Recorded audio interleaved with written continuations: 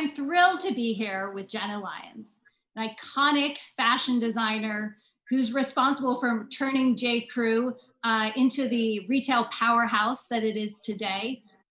Jenna's received pretty much every award and accolade that exists in the creative and fashion world. And several years ago found herself at a crossroads, leaving the world of JCrew and the traditional retail business for new pastures that are more what's up our alley here at The Information. We have some experience with that. So Jenna, thank you so much for being here today. Thank you for having me. I have to say it's funny that you said pastures, because I used to joke that when my time at JCrew was over, they'd put a cowbell on me and just send me out to pasture. So here I am. I was evoking a different meaning of the word. I know. The green field.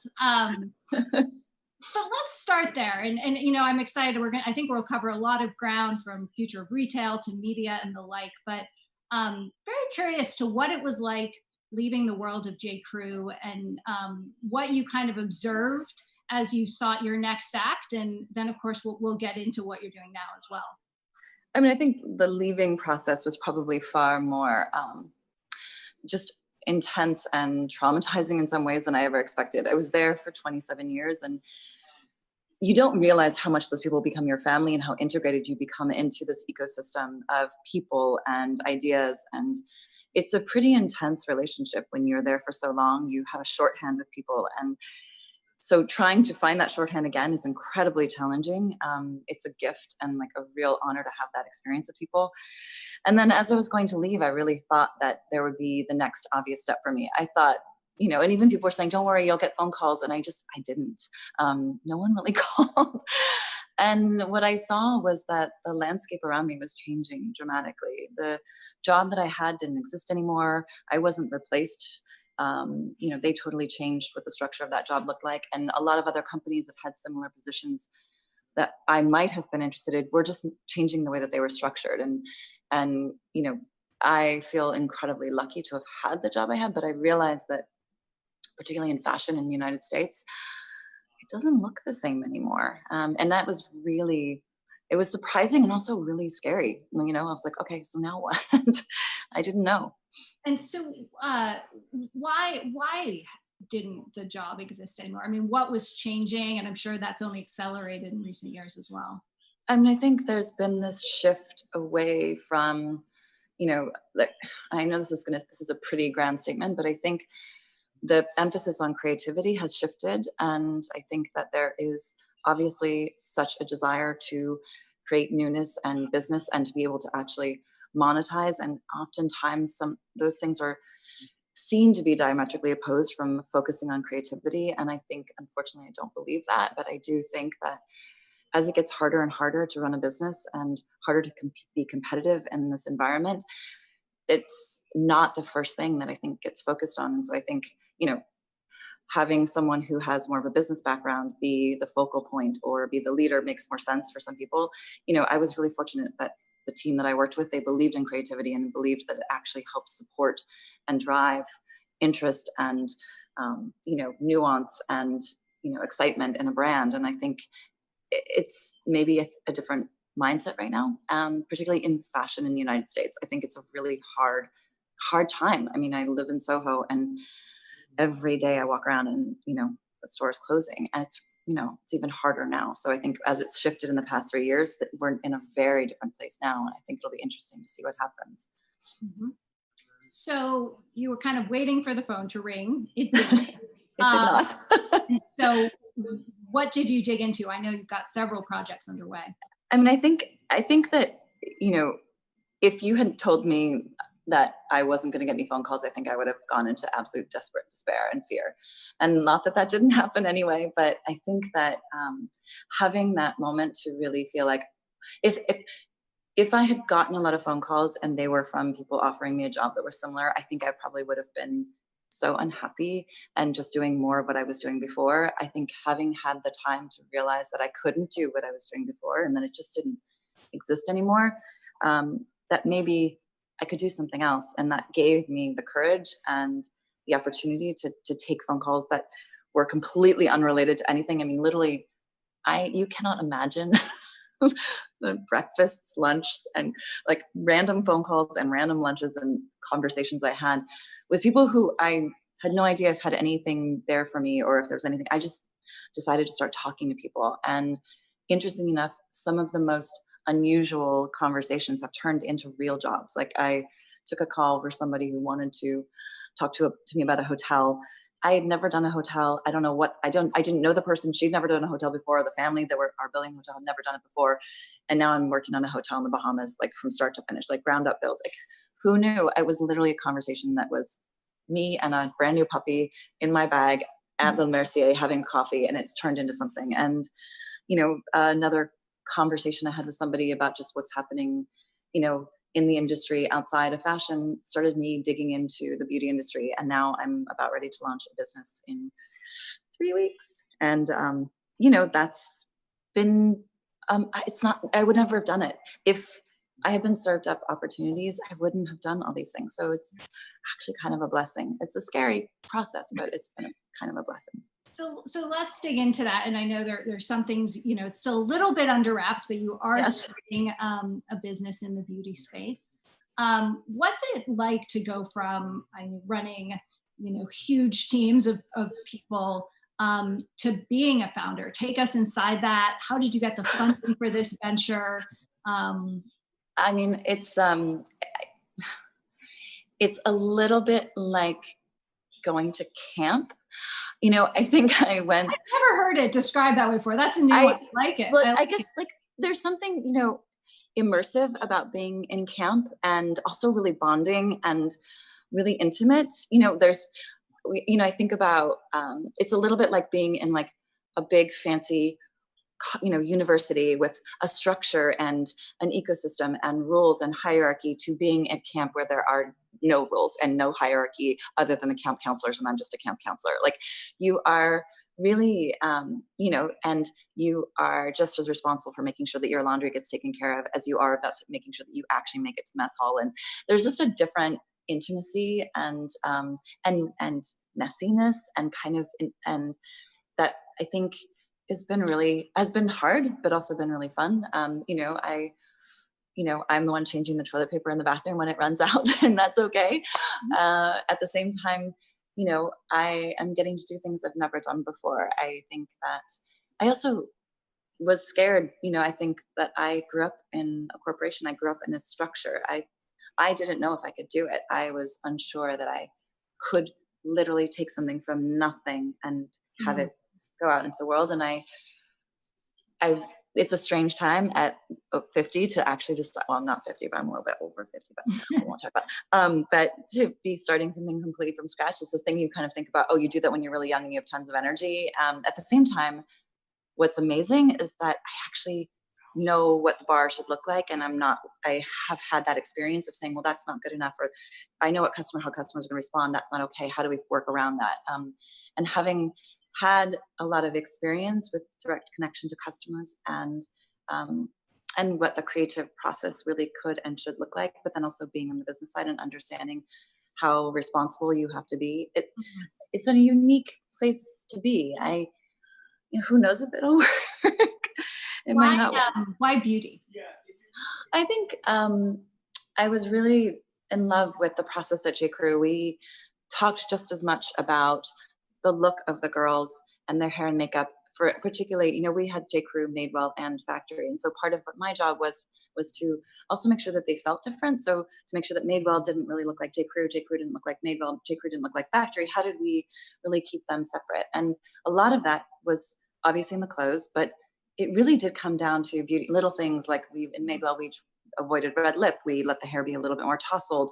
You know, in JCrew, we would let the girls be more polished. We would put a smoky eye on them every once in a while, or a polished red lip. And, you know, even if hair was pulled back, it was a little bit of like, there were things that we did to parse them apart. We kept Factory just a little bit more everyday pretty. You know, it was very much about who's the girl, who's the customer, what do we want to say to her? And I really enjoyed that part. But the thing I loved about it was, you know, we got a lot of incredible response when we would talk about anything from a red lip to an eyeglass, to a nail polish.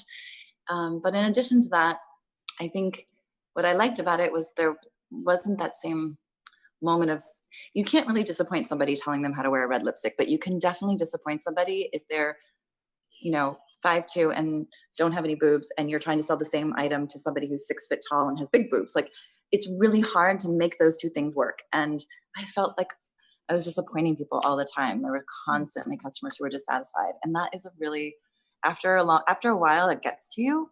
And you start to feel like, God, am I really doing anything good here? And so there's something really nice about beauty, especially if you focus it on not one particular look. How do you do that for multiple people? And so it felt like something that I think would be really like, it also is not seasonal. It doesn't have an expiration date. It doesn't require multiple SKUs. It doesn't have to fit. All the things that are really hard about doing clothing don't exist in beauty, which is really nice. And I think it seems like a nice time, oddly, and thank fucking God. We're in the time of masks and Zoom, and this is important. For sure. Yeah.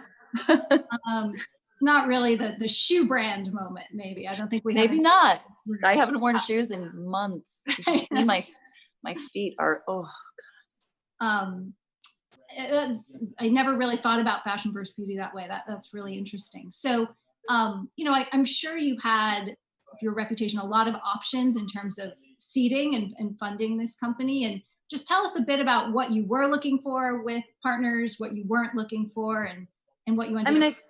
It happened incredibly organically, and I feel so lucky. I think what I do know is that, having had a lot of experience connecting to, the financial sector and VC and all of that, what I realized is that everyone I knew who had challenges in building a business, whether it be, oftentimes it was their partners, and that's where things went awry. And I can honestly say that,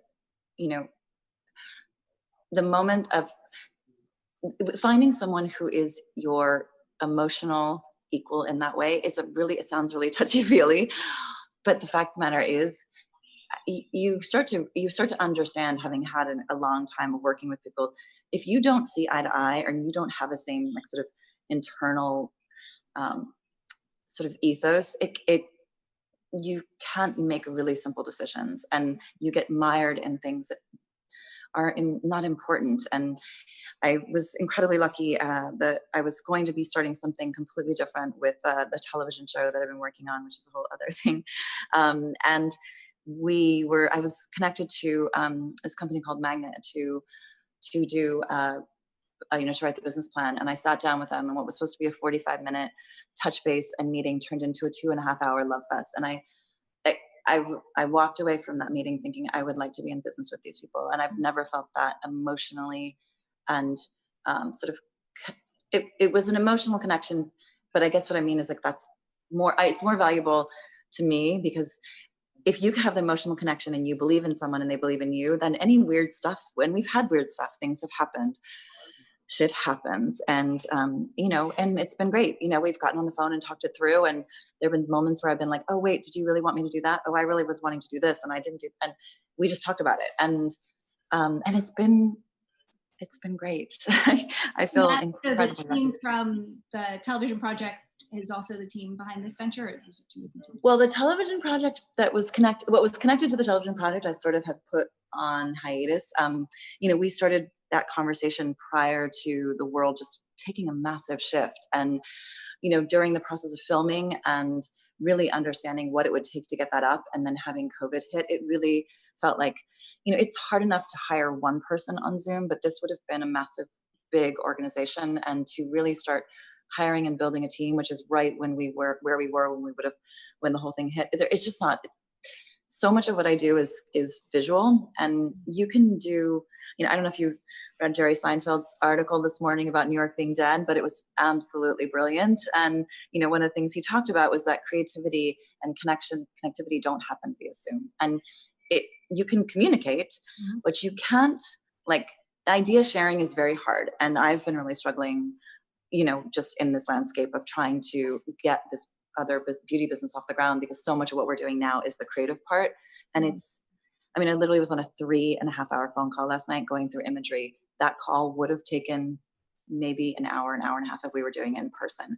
But because you have to open the file and then wait, you can't just print everything out and look at it and be like, oh, what about this here? This, well, let's move over there. Oh, that looks great. Oh, you can't do any of that. And so we're literally going through, picking the file. Oh, does that one? It's just, it is the most emotionally, like, it's a soul crushing experience for creativity. So I kind of put the brakes on that, and well, really put the brakes on kind of, and have been focusing my attention on, getting the television show up and out, and getting this business started, and working on the hotel. And I'm also working on consulting project and many other things.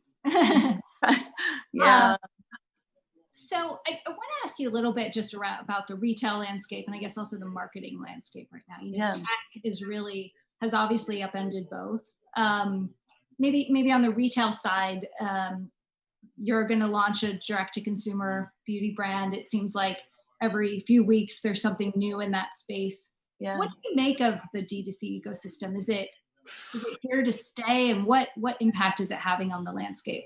I mean, I think that there is no replacement for a direct connection to your customer. That is just, there will never will be. And I think that's something I learned so deeply from Mickey Drexler in my time with him, is that, at the end of the day, it's the customer that you want to connect with. And when you have a direct line to them, you don't have to worry about, the challenge with wholesale in general is that you can spend all this time nurturing and curating your brand and wanting it to be, wanting to speak about it in this way, wanting to nurture it in this way, wanting to be presented this way. And then it gets into a store that's not yours. And then all of a sudden you are not able to control that exchange between the customer and your product.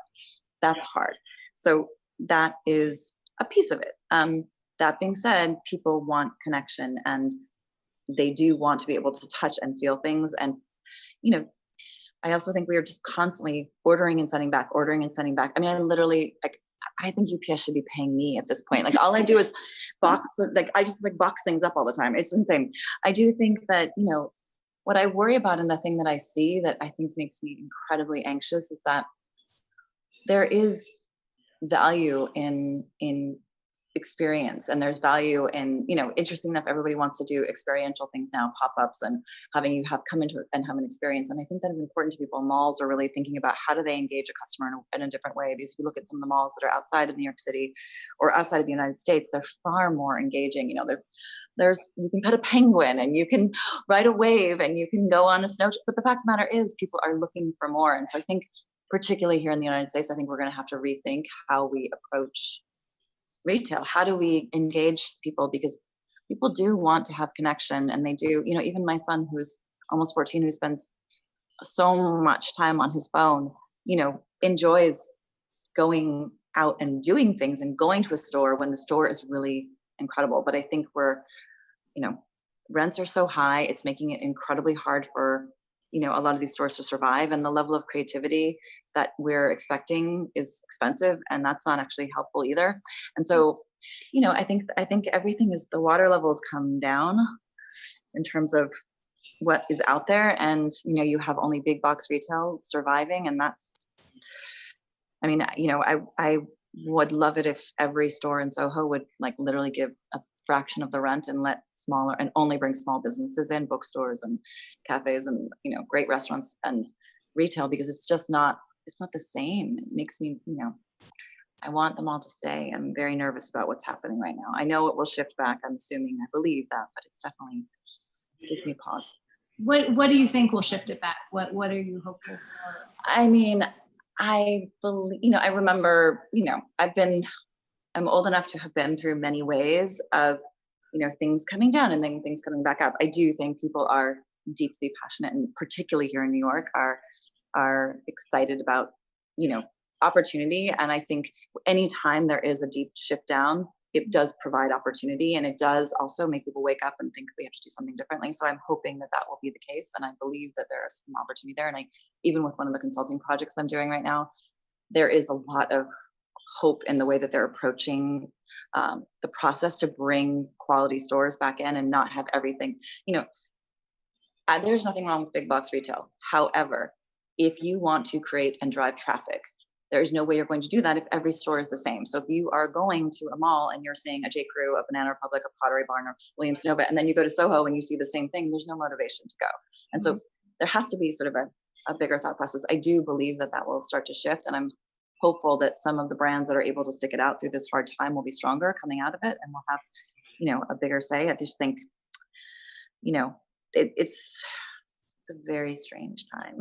Certainly a strange time. And I think obviously tech has completely changed e-commerce. Yeah. And, it's interesting because I think that the tech people would say, oh, that's just leveling the playing field and creating all sorts of opportunities for smaller brands to build themselves. But, it's also a ton of competition, very hard to capture consumers' attention. And I think it's a good reminder that tech doesn't always, raise all creative boats. It can also, make it really hard for brands to come out.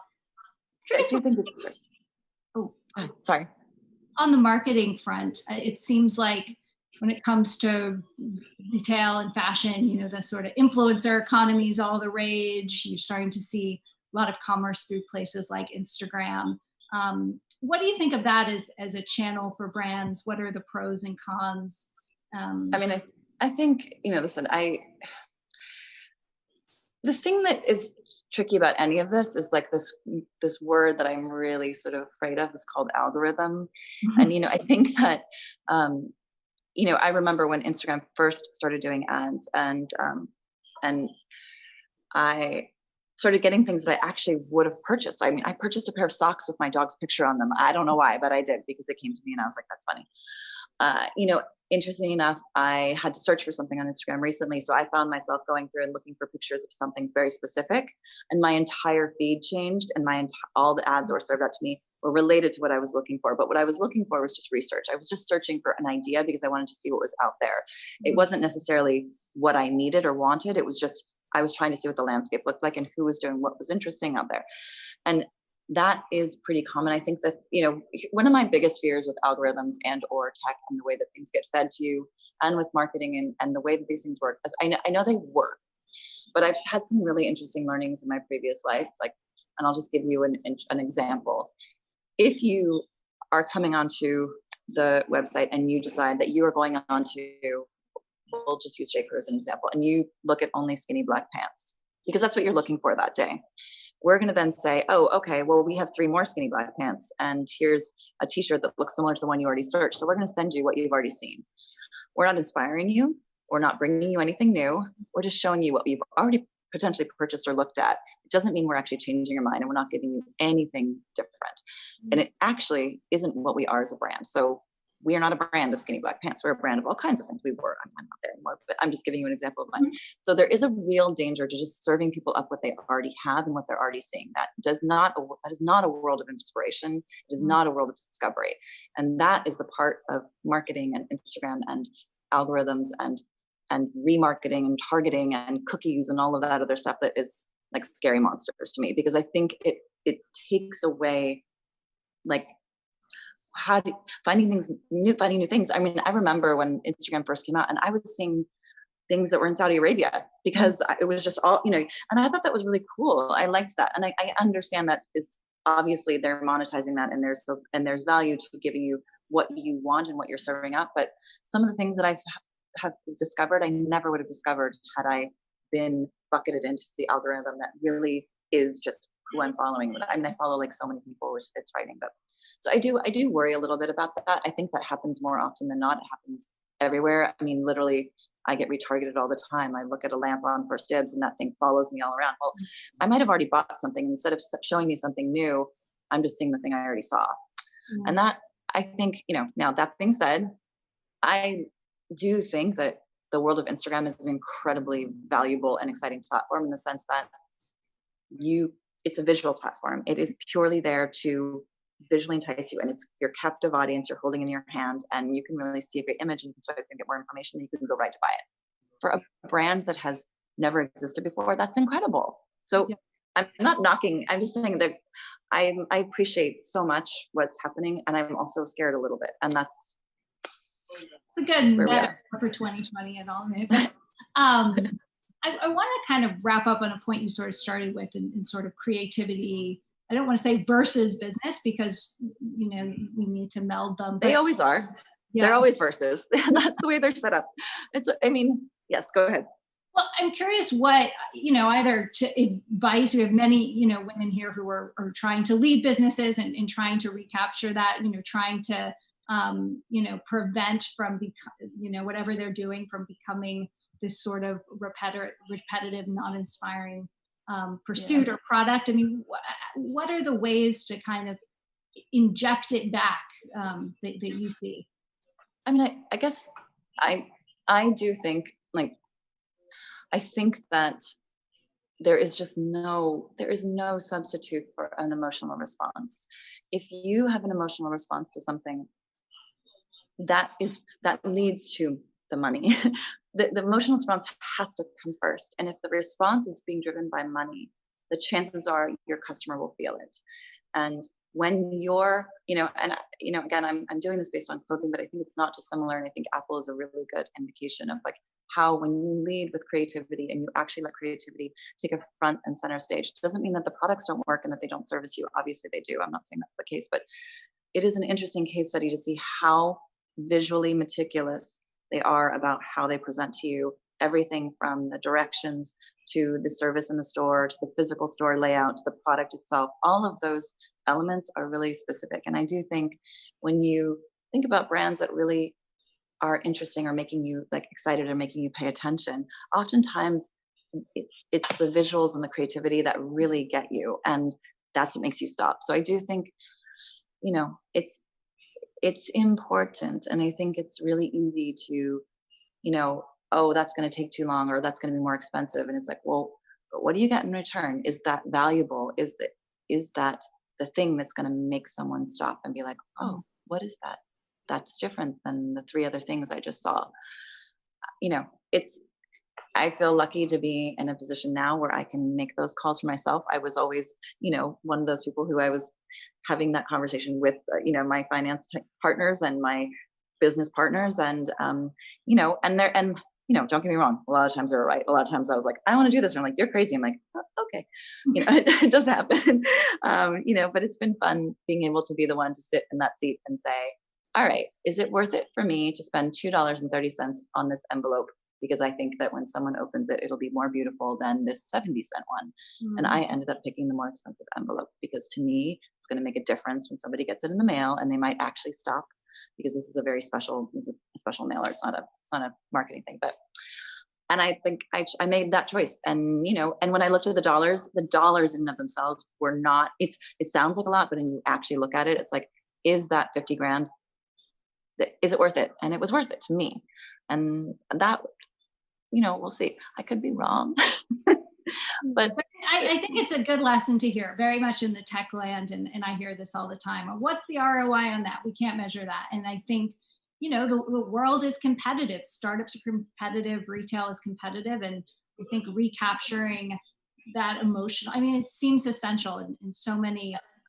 I do. I think if you think about, and I think, again, the term ROI, I used to hear in every marketing meeting. And I think it's, in simpler times, if you think about old school days of Calvin Klein and, the obsession ads and that billboard over on, on Houston and Lafayette, like no one could really put ROI to that, but I can pretty much guarantee it was probably one of the most influential elements of that brand's iconography is that billboard with Kate Moss and Obsession and all of those images that were of that time. And they were really impactful and they really put the brand on the map. And, I do think that is impossible that most of the things that are sort of at top of the funnel, meaning things that you can't necessarily measure, are brand. And those are things that I think get, they're the first to get cut when you're having a budget especially meeting. Now, I know. Yeah. Which I think is really, at the end of the day, if you think about it, if you had to say, what is the thing you need to do right now? Is it cut through and stand out and be noticed? Is cutting top of funnel marketing the right thing? I don't know. Maybe it is, maybe it's not. But I think it is oftentimes the first go-to. And when you really think about it, is that the moment to step out? Is the moment when you are needing to break through and stand out from the crowd, the moment to actually take a leap of faith and spend money? Like, what's the downside? Are you going to save all your money, but then actually not have any sales come in because no one's paying attention? I don't know. Yeah. Something I'm sure a lot of people are grappling with right now. And I agree. Yes. I think a theme we're seeing in a lot of these conversations is where the opportunities are in different businesses right now. And they're there for the taking. Well, Jenna, with that, I think we are going to turn it over to some of our awesome attendees and start to hear from them. So Great. Thank you. Thank you. Well, Jenna, thank you for that. And thank you to everyone for the great comments and questions. And I'm very excited to dig right in. So we had one question, which actually I should have asked being a tech reporter, but how is tech changing fashion? Oh, God. I mean, I think probably numerous ways. I would say, one of the things that I know is this ability for people to be able to send in their measurements or send in their body structure, and you can actually like get a pair of jeans that fits you perfectly, get a pair of shoes that's fit to your body. And I think that's really interesting. It does take into question the idea of fit versus style, and it's something I always question when I was in my previous job, where it was like, how when a pair of jeans, some pair of jeans can fit you, but they may not make your ass look good, whereas another pair of jeans can fit you, but they make your ass look amazing. And this idea of, technology being able to solve problems, it doesn't take away the need for style and for perspective and for actual like look and feel. There's something around it where technology has limitations, and recognizing what those limitations are important. But I do think it does provide, an opportunity. I mean, interesting enough, I was just watching someone try on a pair of glasses. So Warby Parker has this incredible VR experience where you can try on a pair of glasses, which of course I love to do. And I thought that was really interesting to be able to like take some of the guesswork out and try it on at home. And so that I think is incredible. I think it's, really understanding how do you plug into it? How do you utilize it so that it makes sense for your brand, as opposed to just blanket using it and letting it solve your problems and replace style and attitude. Yeah. Yeah, a lot of people, we have some comments about starting that business, fashion tech that makes your ass look great. So yeah, there's a VC pitch in there for sure. A couple of questions rolling into about your new venture in beauty. It's a competitive category. Can you talk more about how you think you can differentiate? I mean, I think what I'm trying to do and what I'm doing is something that is, it doesn't necessarily mean it's not out there. I think that, there are very few things that are not currently being done. I'm hoping that I have a slightly different perspective than what's currently being shared in the market. And that's, to me, having a voice and having your own voice that actually is personal, I think is important. It's probably the biggest differentiator in the way that we're thinking about the image that we're projecting, and how we're sharing that is, I think, different than what's currently in the market. But the fact of the matter is there's a million people doing incredible things. And, and my only hope is that we do cut through. We might not. Nobody may pay attention at all. That will be really interesting. Then ask me that question in a couple of weeks. Okay. A follow-up to that, we have a question about how you think about building a cross-platform brand. I think what I've realized is that, and I think that one of the most important things is understanding who your audience is and where they are. I think everyone is now using different platforms in a different way. So for instance, when I think about like TikTok and what that means, it's a very different audience and user experience than Facebook is, than Instagram is, than a regular website. And all of these things have really different desires from the customer. I remember when all of this technology first started to come to the scene, it was like, let's make sure that our message is clear and consistent on every single channel. And while that is important, your message wants to be clear. The fact matters, people experience and engage differently on different platforms. And and now it's become really clear. I think at the very beginning, it was so nebulous. It was hard to understand what the difference was between like how do you use Instagram versus how to use a website versus how do you navigate Facebook versus how do you think about Twitter. All of them are now sort of settling, I think, and having real clear, distinct voices and avenues in the way that you can utilize them. So recognizing them, it does, as a brand, make it really hard to, it's a lot of work. It's a lot more work. It used to be that you would figure out a magazine ad and put up a website, and then you had a business, and maybe you added a store in a couple of places, and then you were off to the races. And now it's like so much more complex. And at the same time, it's kind of pretty amazing that you can also then really speak to your customers in the way that they want to be spoken to, where they are, and be more targeted in your communication, which is, as a brand, that's important, and that's a great opportunity. Mm-hmm. How much has this moment and just the challenges of the pandemic and everything else going on affected how you think about the brand positioning? I know this is something we're going to talk to others throughout the day, and I'll speak with Emily Weiss about it, Glossier, but how has it changed your kind of go-to-market messaging, if at all? I mean, I think, in some ways really subtly, and in some ways very overt. So for instance, we've been talking literally about like, how do we deal with where people are right now? So people are in this forum, they are not face to face. So what does a Zoom call beauty conversation look like? And what does an above the mask beauty conversation look like? Because that's reality. So that's one part of it, which is just like, what are you dealing with as a person in your day-to-day life, and do we address it? Do we take it head on? Do we not? We've talked a lot about this because obviously it wasn't even part of the conversation when we started this business. And then in addition to that, it's also really thinking about, well, what's important to people, what are they experiencing in their lives, and how do you acknowledge that, and what's happening in the world, that how do we actually speak to it? What does our language sound like right now? How do we acknowledge what people are going through? And I think being as honest and open about that as possible is, it's a complete language shift in terms of where we were before versus where we are now. We've done a pretty significant, pivot internally in terms of how we approach our customers from a language and imagery and acknowledgement of just the world. And it's been different. On top of that, hiring people in this world is like a whole other landscape. Hiring a team and navigating and nurturing a team, there's the external of how you talk to your customer, and then how do you talk to your internal team, because you don't get to fit with them the way that you would before. It's been challenging, to say the least. Yeah. Want to get through all these great questions, so please keep them coming as well. There's a question here about, it says the fashion industry faces a ton of criticism, ton of heat on a variety of issues. And, do you think that's fair? Do you think that's overblown?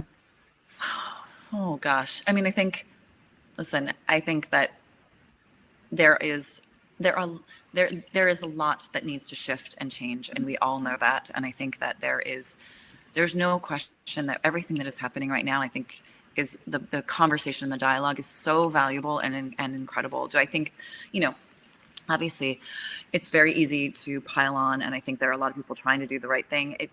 It is really hard to shift thinking in such a big way very quickly, and I'm glad that it's happening in such a dramatic way, and that there is a lot of really deep conversation happening. And I literally just picked up Vogue this past week, and it looks very different than it did a year ago, and I think that that's incredible to be able to really have voices that haven't been heard be up front. So, I think the fashion industry is an industry about image. It is an industry that sets the tone. It is an industry that tells you what is beautiful and what should be and how we should dress. And so, I think we all need a little shaking up, or a lot of shaking up. And I think that's okay. And I think what's important is not what was done now. What do we do now? Like, what the past we can talk about all day long, but what we need to do is really focus on what do we do now? How do we change? And how do we actually stand up and listen, hear, absorb, and move forward in a really honest and way. I think it's been intense, but I think it's time. Yeah. Or overdue, honestly. We've got some questions coming in about a time you felt stuck in your career. Oh, every day. I think it's God. I mean, I think I've had so many moments of feeling stuck. My God. I think it is really different. My life right now is so different, because before I was in a place where I had such a legacy. The brand that I was working with, had its own voice and perspective that was established, and I was there to foster and care for it and nurture it and make sure that it continued to be healthy. Now I'm not doing that, and so now I get to create and iterate and really kind of do things that I want to do, which is amazing.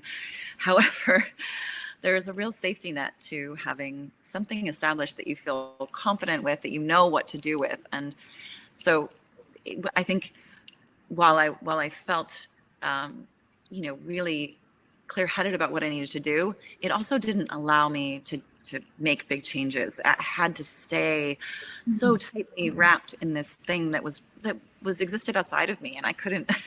it was hard to be able to dream and to be able to really iterate sometimes. And getting, it's a little bit like, we say turning the Titanic. It's like when you're trying to get something really big to shift, it's so much harder than like literally sitting in a room of 3 people and be like, well, why don't we just do that?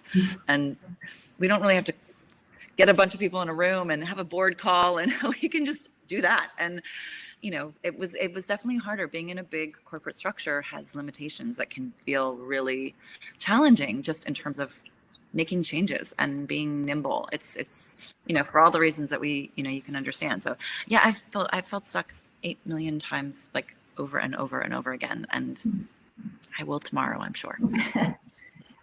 As for what's kept you going, particularly once you've started the startup, any sort of secret tools or bits of advice? This is a question from Liliana, who's, I guess, starting something herself. Oh, gosh. I'm so apprehensive to give advice because I feel like I'm always screwing things up. I would say, like, the one thing that I think is so important that I think is really hard to do is there's 2 things that I think I was not good at, and I hope that I'm getting better at as I get older, is asking for help for things I don't understand.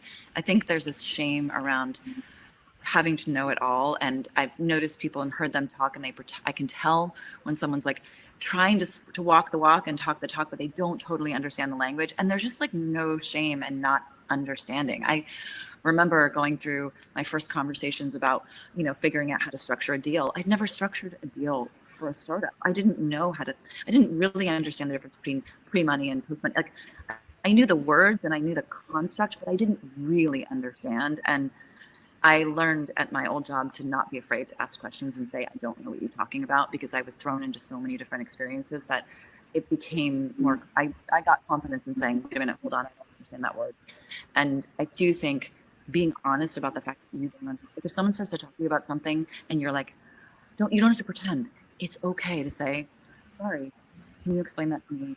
Like, I'm 12, like, I don't understand. And that is the thing I think is so, like, you're getting over that hump of feeling like you have to know. It's like, who the hell cares? Yeah, there's so many things that you know that other people don't know. Like, just ask. As a journalist, I wholeheartedly approve of asking questions. A great question for Morgan. How's Gen Z going to shop?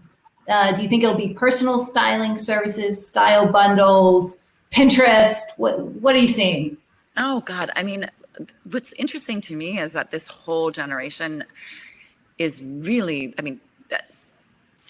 one of the things I think is really interesting is that this world of Pinterest and Instagram, and you can self-select into what you like, which is interesting, because I think before it was like, when I grew up, you just went to the mall. There was really no other option. You went into a physical store and you purchased something. There was no online experience.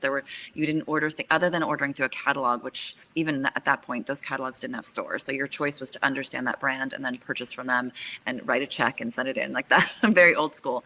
And now you have this opportunity for people to order things online. But, you can order something online, you can order 10 things online, try them all on, send them all back. You can have somebody bundle things for you and pick things for you. You can have, and that's not necessarily specific to a Gen Z generation. I know people who are ordering from Rent the Runway. I know people who are ordering, trunk collect, and they're actually having things sent to them and bundled for them. There's all kinds of ways that people are shopping. I think what still, this goes back to what I was saying before, is it doesn't replace, somebody has to pick those things. There still has to be a point of view. There's no technology or system that replaces creative thinking. It just doesn't exist. There has to be some sort of, the only reason that you would like somebody bundling something for you is because some human somewhere said, I think this is cool, this is cool, this is cool, this is cool, and this is going to go together, and that's going to work.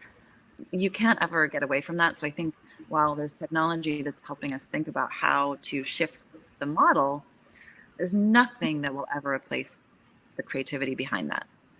Yeah. Well, I think that's an excellent note to end on, leveraging technology, but not giving up on creativity. So Jenna, thank you so much for joining us. At Intuit, we believe you cannot have prosperity without equality. Women and people of color should not be paid less than men for the same work. 3 years ago, we made a commitment to reach and maintain pay equity for our employees.